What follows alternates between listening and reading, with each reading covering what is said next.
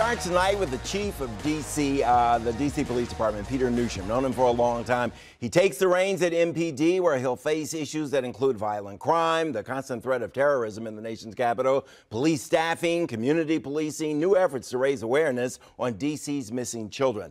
I've always said his is the most visible job in the nation's capital, perhaps the toughest job after that of mayor itself. Chief, thanks a lot for joining us. Really appreciate it. Bruce, thank you very much. You know how busy you are. Okay, so you've been approved by the Judiciary Committee. I have. But the full council hasn't voted, so you're still acting, Chief. Why is that? What's taking so long? You know, the council had a break this month, so it seems a little bit longer than it actually is. But on May 2nd, the full council will vote, and we'll know the final answer then. Well, we know the activists out there, they're going to be lining up, you know, to oppose. But any reason to think you might have a problem? I mean, you've known these people for a long time. I have known them for a long time. They seem to be signaling support for me, so we'll see what happens. Okay. Let me ask you this.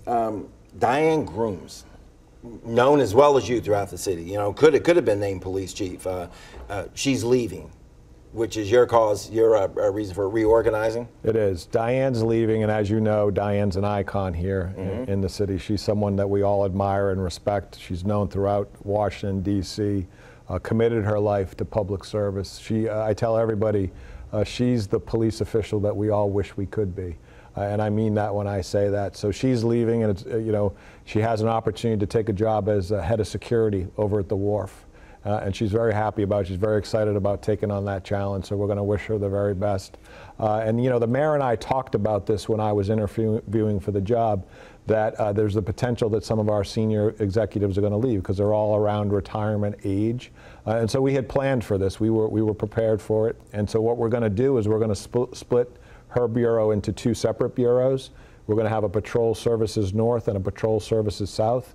They're going to be run by two very highly regarded assistant chiefs that we have here in the city. Will they be over top the district commanders? They will. Okay. And so Lamar Green will have the 2nd, 3rd, 4th, and 5th districts. And then Chief Conti will have the 1st, 6th, and 7th districts in the South. We're very excited about the change. Okay, and what people in the street, what the citizens want to know, how will this make them feel more safe? I think that it's going to give folks an opportunity to have more of a direct line to an executive on top of their district commander. So, you know, that was a very difficult job for Diane to do, to be everywhere all the time, and being able to split that workload, I think, is going to work better for the city. Chief, how are we doing with violent crime? Let's start there.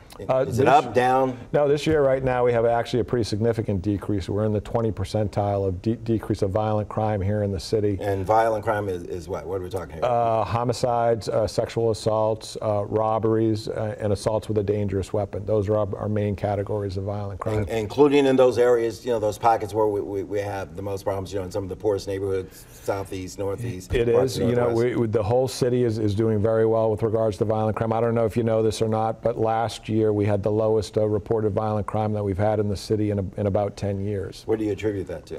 I think it's a lot of hard work. I think a lot of the agencies in the city are engaging. I think the approach to crime is different than it ever has been before. I talk about this all the time. You know, what contributes to crime in our city can be a whole host of things. It could be education, it could be housing, it could be somebody who has a mental health or a substance abuse issue. And I think if you want to address crime, you can't just rely on the police to do that. You have to make sure all of those things are being focused on. We were talking in the green room, and if there's one murder that's mentioned more than any other of late, it's Ayanna McAllister, the college student who was home on spring break, and she caught a bullet. Yeah. A guy who just fired into a crowd. You know, that's one of those stories that it breaks your heart. You got a young girl, she's home on spring break from college. She's over there, and I think they were shooting a music video over in the area. That's what young kids do nowadays. She's just enjoying herself. Somebody has the nerve to pull out a firearm and open fire.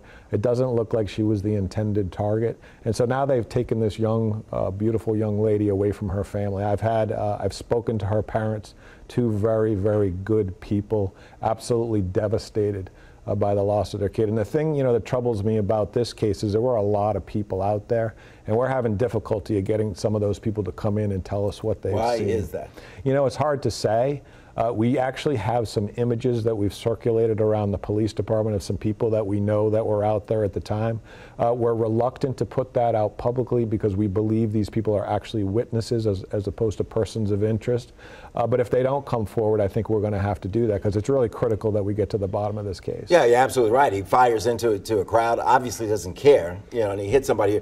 Chief, do you have any reason to believe, is he local? Was he just passing through? Is there a motive for even why this person was firing this gun? That's the thing, we don't know, but we believe that there may be somebody in those images that we have that may be able to give us the piece that gets us to the bottom of this case, and that's what we're hopeful for. All right, let's hope people hear you and that somebody will come forward. Is there a reward here? There is, as always, there's a $25,000 reward, and people can give information. They can let us know who they are, or if they're reluctant to do that, they can give it anonymously, and they can call us on 202-727-9099. Okay, Chief, how are you doing with the arrests that were made during the inauguration? That is in the hands of the criminal justice system. As you know, we unfortunately, during the inauguration, we had to make some arrests. We prefer not to do that. But what happened was we had, and you were here for the inauguration, we had about tens of thousands of people that came here to peacefully demonstrate in our city. That's one of the things that we invite in our city, of people who have a grievance with the government to come out and voice that grievance. And we had a handful of people that came here with the intent on breaking the law. We had warned folks that we would be prepared in the event that that occurred. Unfortunately, it did occur. We feel like they forced our hand. We had to make some arrests we would have preferred not to have made. Did you find, after you arrested, the numbers that you did, that perhaps there were some people arrested who shouldn't have been in that group? Well, I think you know that there was a group of folks that later said that they were journalists that were arrested, and those cases were dismissed. And then there was another small group who said that they were legal advisors to the group, and those cases were dismissed. But the large majority of the cases have been indicted by a grand jury, and it's proceeding through the criminal justice system. So you're confident about the arrests that were made there? Yes. I'm not going to go back over Pershing Park because we talked about that before. City had to pay out millions of dollars. You admitted mistakes were made there. You've learned from that. Is that correct? Yes, and the thing to know about that, though, is that this police department is recognized across the country as the one that handles these demonstrations the best, and we do. And another thing that people don't know is that we have demonstrations here in the city every single day. The events that occurred on Inauguration Day where we were forced to make arrests, those weren't demonstrations and those weren't protests. Those were people who came here to break the law and riot. What about this report that came out recently where police went into one of the protest organizers' home? What was that about? Did you have a warrant? Yeah, that was done by way of a warrant. I can't talk about it in too much detail because it's part of the... You did have a warrant, though? We did, of course. Okay. Yeah, of course. And it's as part of the ongoing criminal investigation with regards to the arrests. Talk to me about staffing, Chief. One of the things Ward 7 Councilman, former Mayor Vincent Gray, complains about is that you've got authorization to hire and bring on a lot more police officers than you already have. Well, the fact of the matter right now is we are a little over 3,800 officers right now, and a lot of people ask me the question, well, how many police officers do you need?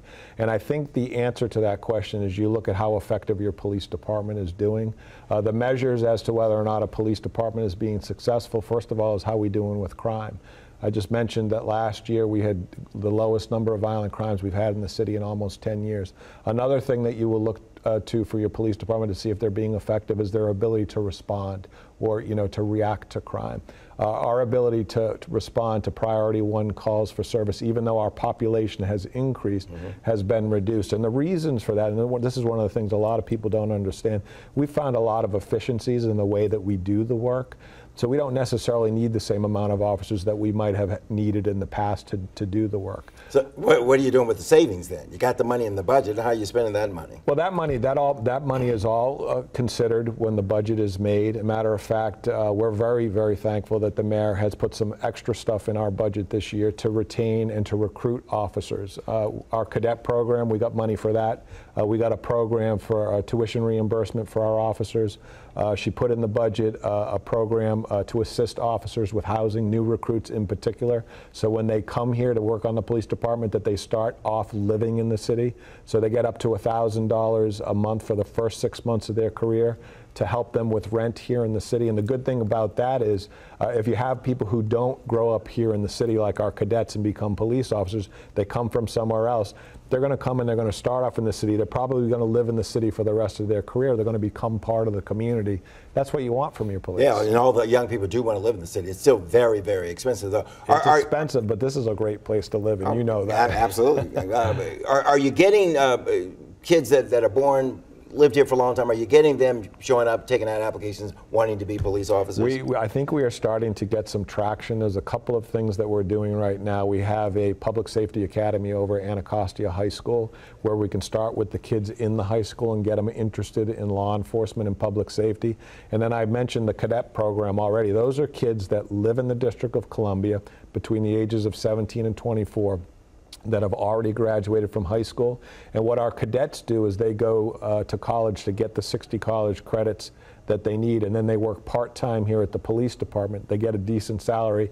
Once they get their 60 college credits, they can matriculate into becoming a police officer. Okay, here's my extra question. You're going to remember this. The officer-friendly band. People that haven't been here for a long time, there was a band of D.C. police officers that could side-by-side band. Side-by-side band. Yeah, of course. You going to bring that back? You know, we are having some internal discussions right now, and I have to say, you know, with the NEAR Act, we were required to hold some community meetings to get a sense from the community what they wanted to see in community policing. The side-by-side band has come up as one of the things, so I think there's going to be, you may see in the very near future. Guitar players, they could sing, they had a horn section. I mean, these guys could blow. I mean, they were good. I won't be playing in the band for sure, but, you know, we may look for some folks like yourself who have some talent. No, you know what I mean. You know what I mean. Thanks a lot. Thanks for having me. I appreciate it. All right.